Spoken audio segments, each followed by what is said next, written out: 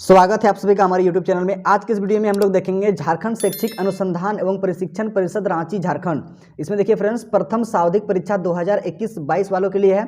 देखिए मॉडल प्रश्न पत्र है। इसमें हम लोग आज सेट 1 को करने वाले हैं। ठीक है, क्लास 10th है, विषय है सामाजिक विज्ञान। आपका समय रहेगा 1 घंटा 30 मिनट, 1.5 घंटा आपको समय मिलेगा और आपका टोटल पूर्णांक होगा वो 40 होगा। ठीक है, इसमें आपको कुल प्रश्न 40 रहेगा और प्रत्येक प्रश्न एक एक अंक का होगा। ठीक है, तो यहाँ पर देखिए पहला प्रश्न है, यहाँ पर देखिए कहता है इसमें फ्रांस की क्रांति कब हुई। पहला ऑप्शन देखिए 1759, दूसरा ऑप्शन देखिए 1769 और तीसरा ऑप्शन देखिए 1779 और चौथा ऑप्शन देखिए 1789। तो इसमें इसका राइट आंसर हो जाएगा ऑप्शन नंबर घ, 1789 ईस्वी में फ्रांस की क्रांति हुई। ठीक है, आप इसे अपना कॉपी पर नोट कर लीजिए, आप इसे याद रखिएगा, बहुत ही अच्छा क्वेश्चन है। ठीक है, अब हम लोग बढ़ते हैं अगला प्रश्न की ओर। आगे है 2 नंबर का प्रश्न, सामाजिक उपबंध नामक पुस्तक का लेखक कौन था। तो देखिए पहला ऑप्शन देखिए रूसो, दूसरा ऑप्शन देखिए मॉन्टेस्क्यू, तीसरा ऑप्शन देखिए दिदरो और चौथा ऑप्शन देखिए वोल्टेयर। तो इसमें इसका राइट आंसर हो जाएगा ऑप्शन नंबर क, रूसो। ठीक है, आप इसे अपना कॉपी पर नोट कर लीजिए, फिर हम लोग आगे बढ़ेंगे। आगे है 3 नंबर का प्रश्न। इसमें कहता है यंग इटली सोसाइटी की स्थापना किसने की थी। पहला ऑप्शन देखिए काबूर, दूसरा ऑप्शन देखिए मेजिनी, तीसरा ऑप्शन देखिए विस्मार्क और चौथा ऑप्शन देखिए रूसो। तो इसका राइट आंसर हो जाएगा ऑप्शन नंबर ख, मेजिनी। ठीक है, आप इसे अपना कॉपी पर नोट कर लीजिए। फिर आगे हम लोग देखेंगे 4 नंबर का क्वेश्चन। ये बहुत ही इंपॉर्टेंट है, बहुत ही बार क्वेश्चन भी पूछ चुका है। ठीक है, बोर्ड एग्जाम में बहुत ही पूछा है, आप इसे बहुत ही अच्छे तरीके से पढ़ लीजिए। ठीक है, इसमें कहता है इटली का एकीकरण कब पूरा हुआ। पहला ऑप्शन देखिए 1851, दूसरा ऑप्शन देखिए 1861, तीसरा ऑप्शन देखिए 1870 और चौथा ऑप्शन देखिए 1881। तो इसका राइट आंसर हो जाएगा ऑप्शन नंबर ख, 1861 ईस्वी में इटली का एकीकरण पूरा हुआ। ठीक है, आप इसे याद रखिएगा। ठीक है, अपना कॉपी पर नोट कर लीजिए। फिर आगे हम लोग देखेंगे 5 नंबर का क्वेश्चन। इसमें कहता है शुल्क संघ जॉल वेराइन की स्थापना की पहल पर की गई। पहला ऑप्शन देखिए प्रसा, दूसरा ऑप्शन देखिए फ्रांस, तीसरा ऑप्शन देखिए ऑस्ट्रेलिया और चौथा ऑप्शन देखिए रूस। तो इसका सही उत्तर हो जाएगा ऑप्शन नंबर क, प्रसा। ठीक है, आप इसे नोट कर लीजिए। फिर आगे हम लोग देखेंगे 6 नंबर का प्रश्न। ये बहुत ही इंपॉर्टेंट क्वेश्चन है। ठीक है, इसमें कहता है जलियांवाला बाग हत्याकांड कब हुआ। पहला ऑप्शन देखिए 13 अप्रैल 1919, दूसरा ऑप्शन देखिए 15 अप्रैल 1919 और तीसरा ऑप्शन देखिए 20 अप्रैल 1919 और चौथा ऑप्शन देखिए 25 अप्रैल 1919। तो इसका राइट आंसर हो जाएगा ऑप्शन नंबर क, 13 अप्रैल 1919। ठीक है, आप इसे याद रखिएगा, बहुत ही अच्छा क्वेश्चन है। फिर आगे हम लोग देखेंगे 7 नंबर का प्रश्न। इसमें कहता है हिंद स्वराज नामक पुस्तक की रचना किसने की थी। पहला ऑप्शन देखिए पंडित जवाहरलाल नेहरू, दूसरा ऑप्शन देखिए महात्मा गांधी। फिर आगे देखते हैं अगला ऑप्शन है डॉक्टर राजेंद्र प्रसाद और फिर है चौथा ऑप्शन बाल गंगाधर तिलक। तो इसमें इसका सही उत्तर हो जाएगा ऑप्शन नंबर ख, महात्मा गांधी। ठीक है, आप इसे याद रखिएगा। फिर आगे हम लोग देख पढ़ते हैं 8 नंबर का प्रश्न की ओर। 8 नंबर में कहता है स्वराज हमारा जन्मसिद्ध अधिकार है और हम इसे लेकर रहेंगे, यह किसने कहा था। पहला ऑप्शन देखिए डॉक्टर राजेंद्र प्रसाद, दूसरा ऑप्शन देखिए लाला लाजपत राय और तीसरा ऑप्शन देखिए बाल गंगाधर तिलक, चौथा ऑप्शन देखिए बिपिन चंद्र पाल। तो इसमें इसका सही उत्तर हो जाएगा ऑप्शन नंबर ग, बाल गंगाधर तिलक ने स्वराज हमारा जन्मसिद्ध अधिकार है ये कहा था। ठीक है, आप इसे नोट कर लीजिए। फिर हम लोग आगे देखेंगे 9 नंबर का प्रश्न। इसमें कहता है ब्रिटिश सरकार ने कैसर-ए-हिंद की उपाधि से किसे सम्मानित किया। पहला ऑप्शन देखिए पंडित जवाहरलाल नेहरू, दूसरा ऑप्शन देखिए श्रीमती इंदिरा गांधी, तीसरा ऑप्शन देखिए रविंद्रनाथ टैगोर और चौथा ऑप्शन देखिए महात्मा गांधी। तो इसमें इसका सही उत्तर हो जाएगा ऑप्शन नंबर घ, महात्मा गांधी को ब्रिटिश सरकार ने कैसर-ए-हिंद की उपाधि से सम्मानित किए थे। ठीक है, आप इसे याद रखिएगा। अब हम लोग बढ़ेंगे फिर आगे 10 नंबर का प्रश्न। इसमें कहता है सीमांत गांधी किसे कहा जाता था। पहला ऑप्शन देखिए महात्मा गांधी, दूसरा ऑप्शन देखिए श्रीमती इंदिरा गांधी, तीसरा ऑप्शन देखिए अब्दुल गफार खान और चौथा ऑप्शन देखिए पंडित जवाहरलाल नेहरू। तो इसका सही उत्तर हो जाएगा ऑप्शन नंबर ग, अब्दुल गफार खान को सीमांत गांधी कहा जाता था। ठीक है, आप इसे नोट कर लीजिए। फिर आगे हम लोग देखेंगे 11 नंबर को। इसमें कहता है उत्पत्ति के आधार पर संसाधन कितने प्रकार के होते हैं। 2 प्रकार के, 3 प्रकार के, 4 प्रकार के या फिर इनमें से कोई नहीं। तो इसका सही उत्तर हो जाएगा ऑप्शन नंबर क, 2। उत्पत्ति के आधार पर संसाधन 2 प्रकार के होते हैं। ठीक है, आप इसे याद रखिएगा। फिर आगे है 12 नंबर का प्रश्न। इसमें पंजाब में भूमि निम्नीकरण का निम्नलिखित में से मुख्य कारण क्या है। पहला ऑप्शन देखिए गहन सिंचाई, दूसरा ऑप्शन देखिए अधिक सिंचाई, तीसरा ऑप्शन देखिए वनोन्मूलन और चौथा ऑप्शन देखिए पशुचारण। तो इसका सही उत्तर हो जाएगा ऑप्शन नंबर ख, अधिक सिंचाई। ठीक है, भूमि निम्नीकरण का जो मुख्य कारण क्या है तो अधिक सिंचाई होता है। ठीक है, आप इसे नोट कर लीजिएगा। फिर आगे देखते हैं 13 नंबर का प्रश्न। इसमें कहता है प्रथम पृथ्वी सम्मेलन का आयोजन किस वर्ष किया गया। पहला ऑप्शन देखिए 1992 ईस्वी, दूसरा ऑप्शन 1997 ईस्वी, तीसरा ऑप्शन 2005 ईस्वी और चौथा ऑप्शन 2012 ईस्वी। तो इसका सही उत्तर हो जाएगा ऑप्शन नंबर क, 1992 ईस्वी। 1992 ईस्वी में प्रथम पृथ्वी सम्मेलन का आयोजन किया गया। ठीक है, आप इसे याद रखिएगा। फिर आगे हम लोग अब बढ़ेंगे 14 नंबर का प्रश्न। इसमें कहता है किस राज्य में काली मृदा मुख्य रूप से नहीं पाई जाती है। पहला ऑप्शन देखिए महाराष्ट्र, दूसरा ऑप्शन गुजरात, तीसरा ऑप्शन मध्य प्रदेश, चौथा ऑप्शन राजस्थान। तो इसमें इसका सही उत्तर हो जाएगा ऑप्शन नंबर घ, राजस्थान। ठीक है, देखिए महाराष्ट्र में तो काली मिट्टी पाई जाती है, गुजरात में भी पाई जाती है, मध्य प्रदेश में भी पाई जाती है, लेकिन राजस्थान में काली मिट्टी नहीं पाई जाती है, क्योंकि यहाँ पर तो जो है ना, वहाँ पर सिर्फ बालू ही बालू है। ठीक है, राजस्थान आपसे याद रखिएगा, बहुत अच्छा क्वेश्चन है। फिर आगे हम लोग बढ़ेंगे। आगे देखिए 15 नंबर का प्रश्न, इसमें कहता है इनमें से कौन सी टिप्पणी प्राकृतिक वनस्पति जात और प्राणी जात के ह्रास का सही कारण नहीं है, कहता है। तो पहला ऑप्शन देखिए कृषि प्रसार, दूसरा ऑप्शन देखिए वृहद स्तरीय विकास परियोजनाएं, और तीसरा ऑप्शन देखिए पशुचारण और ईंधन लकड़ी एकत्रित करना, और चौथा ऑप्शन देखिए तीव्र औद्योगिकरण और शहरीकरण। तो इसमें इसका सही उत्तर हो जाएगा ऑप्शन नंबर क, कृषि प्रसार। ठीक है, इसमें देखिए कृषि प्रसार जो है ना वनस्पति जाति और प्राणी जाति का जो है ना ह्रास नहीं करता है। ठीक है, और ये बाद बाकी जो तीनों है, ये तीनों क्या करते हैं, तो वनस्पति जाति और प्राणी जाति के ह्रास का एक कारण है। ठीक है, तो आप इसे नोट कर लीजिए। फिर हम लोग आगे बढ़ते हैं। आगे है 16 नंबर का प्रश्न, इसमें कहता है बाघ परियोजना की शुरुआत किस वर्ष हुई। पहला ऑप्शन 1972, दूसरा ऑप्शन 1973, तीसरा ऑप्शन 1974 और चौथा ऑप्शन 1975। तो इसका सही उत्तर हो जाएगा ऑप्शन नंबर ख, 1973 ईस्वी में बाघ परियोजना की शुरुआत हुई थी। ठीक है, आप इसे नोट कर लीजिए। फिर हम लोग आगे बढ़ते हैं। आगे है 17 नंबर का प्रश्न, इसमें कहता है अंतर्राष्ट्रीय प्राकृतिक संरक्षण और प्राकृतिक संसाधन संरक्षण संघ के द्वारा विभाजन में किस श्रेणी को रखा गया है। तो इसमें देखते हैं इसका ऑप्शन। इसका पहला ऑप्शन देखिए संकटग्रस्त जातियां, और दूसरा ऑप्शन देखिए दुर्लभ जातियां, तीसरा ऑप्शन देखिए लुप्त जातियां, और चौथा ऑप्शन देखिए इनमें से सभी। तो इसमें इसका सही उत्तर हो जाएगा ऑप्शन नंबर घ, इनमें से सभी। ठीक है, इसमें संकटग्रस्त जातियां, दुर्लभ जातियां और लुप्त जातियां सभी को इसमें रखा गया है। ठीक है, आगे 18 नंबर का प्रश्न, इसमें कहता है 14वीं शताब्दी में किसने दिल्ली में सिटी फोर्ट क्षेत्र में जल की सप्लाई के लिए हौज खास का निर्माण करवाया। पहला ऑप्शन देखिए चंद्रगुप्त, दूसरा ऑप्शन देखिए इल्तुतमिश, और तीसरा ऑप्शन देखिए अशोक, चौथा ऑप्शन देखिए कुतुबुद्दीन ऐबक। ठीक है,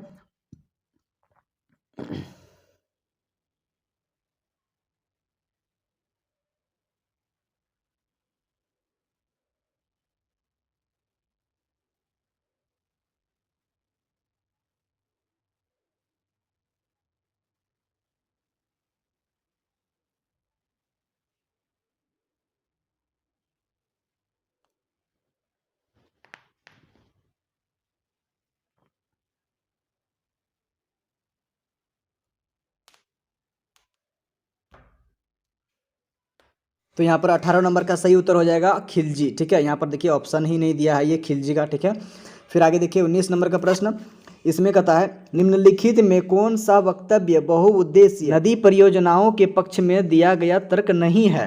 पहला ऑप्शन देखिए बहुउद्देशीय परियोजनाएं उन क्षेत्रों में जल लाती है जहां जल की कमी होती है, और दूसरा ऑप्शन देखिए बहुउद्देशीय परियोजनाएं जल बहाव को नियंत्रित करके बाढ़ पर काबू पाती है, और तीसरा ऑप्शन देखिए बहुउद्देशीय परियोजनाओं से बृहत स्तर पर विस्थापन होता है और आजीविका खत्म होती है, और चौथा ऑप्शन देखिए बहुउद्देशीय परियोजनाएं हमारे उद्योग और घरों के लिए विद्युत पैदा करती है।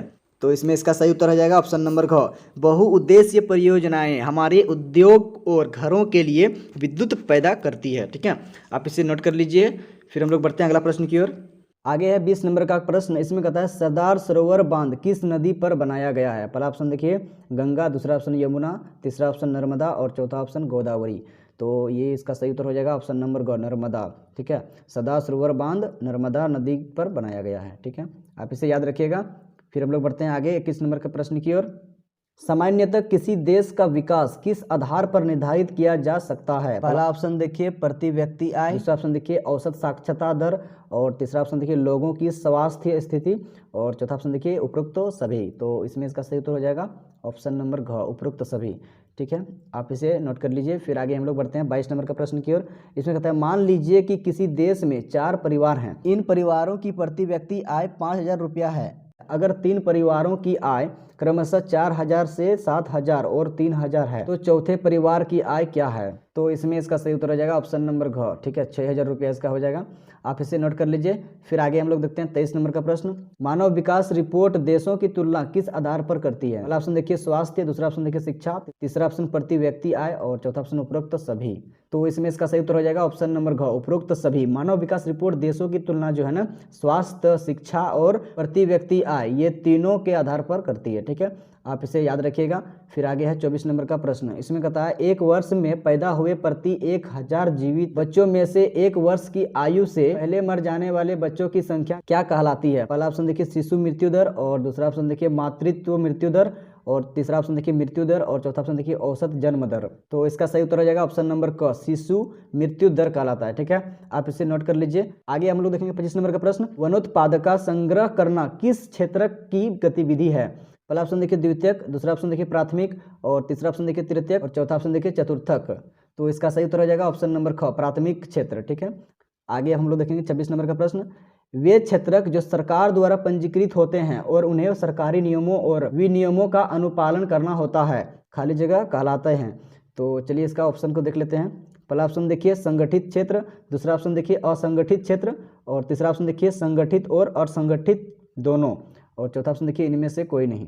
तो इसमें इसका सही उत्तर हो जाएगा ऑप्शन नंबर क, संगठित क्षेत्र कहलाते हैं। ठीक है, आप इसे नोट कर लीजिए। फिर आगे हम लोग बढ़ते हैं 27 नंबर का प्रश्न की ओर। इसमें कहता है रमेश, सुरेश, नरेश और राकेश 4 भाई हैं।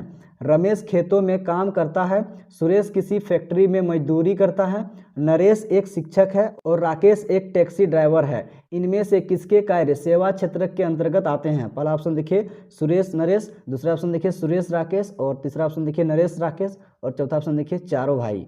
तो इसमें इसका सही उत्तर हो जाएगा ऑप्शन नंबर ग, नरेश राकेश। ठीक है, आप इसे नोट कर लीजिए। फिर आगे हम लोग बढ़ते हैं 28 नंबर का प्रश्न। इसमें कहता है रोहन एक अकुशल बेरोजगार युवक है। वह रोजगार की गारंटी देने वाली सरकारी योजना मनरेगा के तहत अपना पंजीयन करवाता है। रोहन को वर्ष में कितने दिनों के रोजगार की गारंटी मिलेगी? पहला ऑप्शन देखिए 200, दूसरा ऑप्शन देखिए 365, तीसरा ऑप्शन देखिए 100, और चौथा ऑप्शन देखिए 250, मतलब 250।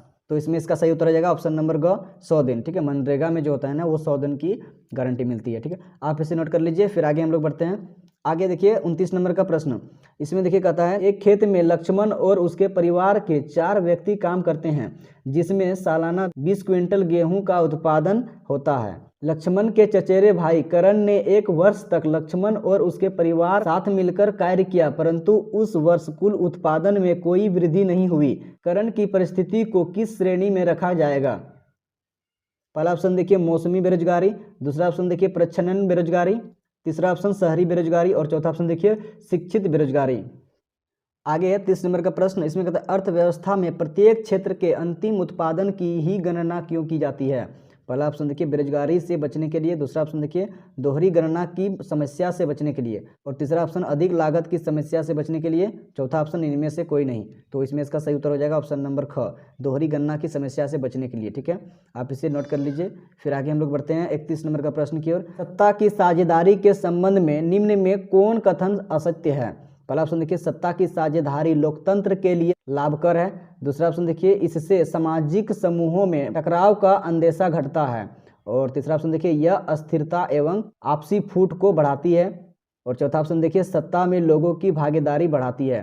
तो इसमें इसका सही उत्तर आ जाएगा ऑप्शन नंबर ग, यह अस्थिरता एवं आपसी फूट को बढ़ाती है। ठीक है, आप इसे अपना कॉपी पर नोट कर लीजिए। फिर आगे देखिए 32 नंबर का प्रश्न। इसमें कहता है निम्न में कौन बेल्जियम का एक भाषाई समूह नहीं है? पहला ऑप्शन देखिए फ्रेंच, दूसरा ऑप्शन स्पेनिश, और तीसरा ऑप्शन डच, और चौथा ऑप्शन जर्मन। तो इसमें इसका सही उत्तर आ जाएगा ऑप्शन नंबर ख, स्पेनिश। ठीक है, ये एक भाषाई समूह नहीं है, आप इसे नोट कर लीजिए। फिर आगे हम लोग देखेंगे 33 नंबर का प्रश्न। इसमें कहता है स्वतंत्र राष्ट्र बनने के बाद श्रीलंका में किसे राज्य भाषा घोषित किया गया? पहला ऑप्शन देखिए तमिल, दूसरा ऑप्शन हिंदी, तीसरा ऑप्शन पाली, और चौथा ऑप्शन सिंहली। तो इसमें इसका सही उत्तर हो जाएगा ऑप्शन नंबर घ, सिंहली को। ठीक है, आप इसे नोट कर लीजिए। फिर आगे हम लोग देखेंगे 34 नंबर का प्रश्न। इसमें कहता है श्रीलंका स्वतंत्र राष्ट्र कब बना? पहला ऑप्शन 1945, दूसरा ऑप्शन 1946, तीसरा ऑप्शन 1947, और चौथा ऑप्शन 1948। इसका सही उत्तर हो जाएगा ऑप्शन नंबर घ, 1948 में। 1948 में श्रीलंका स्वतंत्र राष्ट्र बना। ठीक है, आप इसे याद रखिएगा। फिर आगे हम लोग देखेंगे 35 नंबर का प्रश्न। इसमें कहता है निम्न में कौन संघवाद की एक विशेषता नहीं है? पहला ऑप्शन देखिए यहाँ सरकार 2 या अधिक स्तरों वाली होती है, दूसरा ऑप्शन अलग अलग स्तर की सरकार एक ही नागरिक समूह पर शासन करती है, तीसरा ऑप्शन विभिन्न स्तरों की सरकारों के अधिकार क्षेत्र संविधान में स्पष्ट रूप से वर्णित नहीं होते हैं, और चौथा ऑप्शन देखिए अदालतों को संविधान और विभिन्न स्तरों की सरकारी के अधिकारों की व्याख्या करने का अधिकार है। तो इसमें इसका सही उत्तर हो जाएगा ऑप्शन नंबर ग। विभिन्न स्तरों की सरकारों के अधिकार क्षेत्र संविधान में स्पष्ट रूप से वर्णित नहीं होते हैं। ये विशेषता ये जो है नहीं है, ठीक है, आप इसे नोट कर लीजिए। फिर आगे हम लोग देखेंगे 36 नंबर का प्रश्न। इसमें कहता है निम्न में कौन भारत की अनुसूचित भाषा के रूप में शामिल नहीं है। पहला ऑप्शन देखिए अरबी, दूसरा ऑप्शन मैथिली, और तीसरा ऑप्शन संथाली, और चौथा ऑप्शन असमिया। तो इसमें इसका सही उत्तर हो जाएगा ऑप्शन नंबर क, अरबी, ठीक है। अरबी भाषा जो है ना भारत की अनुसूचित भाषा के रूप में शामिल नहीं है, आप इसे नोट कर लीजिए। फिर आगे हम लोग देखेंगे 37 नंबर का प्रश्न। इसमें कहता है निम्न में कौन सुमेलित नहीं है। पहला ऑप्शन देखिए राज्य सरकार राज्य सूची, दूसरा ऑप्शन केंद्र सरकार संघीय सूची, और तीसरा ऑप्शन केंद्र और राज्य सरकार समवर्ती सूची, और चौथा ऑप्शन स्थानीय सरकार अवशिष्ट अधिकार। तो इसमें इसका सही उत्तर हो जाएगा ऑप्शन नंबर घ, स्थानीय सरकार अवशिष्ट अधिकार, ठीक है, आप इसे याद रखिएगा, अपना कॉपी पर नोट कर लीजिए। फिर आगे हम लोग बढ़ते हैं 38 नंबर का प्रश्न। इसमें कहता है भारत में विकेंद्रीकरण के संबंध में कौन सत्य है। पहला ऑप्शन देखिए अब स्थानीय स्वशासी निकायों के चुनाव नियमित रूप से कराना संवैधानिक बाध्यता नहीं है। दूसरा ऑप्शन देखिए वास्तविक विकेंद्रीकरण की दिशा में एक बड़ा कदम 1992 में उठाया गया, और तीसरा ऑप्शन देखिए कम से कम 1/4 पद महिलाओं के लिए आरक्षित है, और चौथा ऑप्शन देखिए पंचायत एवं नगर पालिका चुनाव कराने के लिए राष्ट्रीय चुनाव आयोग नामक स्वतंत्र संस्था का गठन किया गया है। तो इसका सही उत्तर हो जाएगा ऑप्शन नंबर ख, वास्तविक विकेंद्रीकरण की दिशा में एक बड़ा कदम 1992 में उठाया गया, ठीक है, आप इसे नोट कर लीजिए। फिर हम लोग आगे देखेंगे 39 नंबर का प्रश्न। निम्न में कौन सुमेलित नहीं है। पहला ऑप्शन देखिए वर्ग विशेष के हित समूह, किसी विशेष तबके या समूह के हितों को बढ़ावा देने वाले संगठन। आगे ख नंबर का ऑप्शन में देखिए राजनीतिक दल, ऐसा संगठन जो राजनीतिक सत्ता पाने की गरज से लोगों को लामबंद करता है। और फिर देखिए तीसरा ऑप्शन आंदोलन, किसी सामाजिक समस्या के समाधान के लिए चलाया गया एक ऐसा संघर्ष जिसमें संगठनिक संरचना हो भी सकती है नहीं भी। और चौथा ऑप्शन देखिए दबाव समूह, राजनीति में सीधे भाग लेते हैं। तो इसमें इसका सही उत्तर हो जाएगा ऑप्शन नंबर घ, दबाव समूह राजनीति में सीधे भाग लेते हैं, ठीक है, ये सुमेलित नहीं है, ठीक है, आप इसे नोट कर लीजिए। फिर हम लोग आगे बढ़ते हैं, आगे है 40 नंबर का प्रश्न, और ये इस सेट का अंतिम प्रश्न है, ठीक है। इसमें कहता है निम्न में कौन सुमेलित नहीं है। पहला ऑप्शन देखिए नर्मदा बचाओ आंदोलन एक मुद्दे पर आधारित आंदोलन, दूसरा ऑप्शन देखिए खाद्य विक्रेता का संघ दबाव समूह, तीसरा ऑप्शन देखिए तृणमूल कांग्रेस राजनीतिक दल, और चौथा ऑप्शन देखिए श्रीलंका संघात्मक शासन प्रणाली। तो इसमें इसका सही उत्तर हो जाएगा ऑप्शन नंबर ख, खाद्य विक्रेताओं का संघ दबाव समूह, ठीक है, आप इसे अपना कॉपी पर नोट कर लीजिए।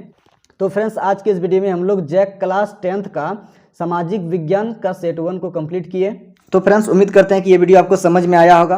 तो वीडियो को लाइक करें, और ऐसे ही वीडियो पाने के लिए हमारे चैनल को सब्सक्राइब जरूर कर लें, और साथ में बेल आइकन को भी प्रेस कर लें, ताकि जब भी मैं ऐसे नया वीडियो अपलोड करूंगा तो उस वीडियो का नोटिफिकेशन सबसे पहले आप तक पहुंच सके। Thank you for watching my video, मिलते हैं नेक्स्ट वीडियो में।